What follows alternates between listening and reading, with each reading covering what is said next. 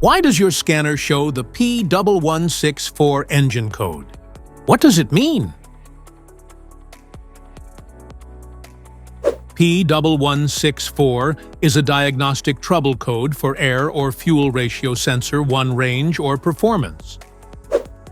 This engine code indicates a problem with the air or fuel ratio sensor in which the sensor is not accurately reading the air-fuel mixture in the engine, causing performance issues.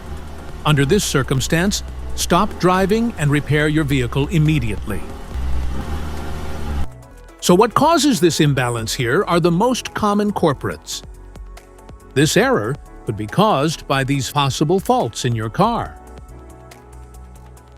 Faulty sensor, contamination, heater malfunction, intake system problems, wiring issues, ECM issues. Each DTC code corresponds to a specific issue in your vehicle. This error code can appear in most modern vehicles with an OBD2 system, which includes vehicles manufactured since 1996. It is commonly found in Honda Accord. If you want to fix this error code, let us know in the comments section. We will definitely make the video on your demand. If you like this video, don't forget to subscribe to our channel. Thanks for watching.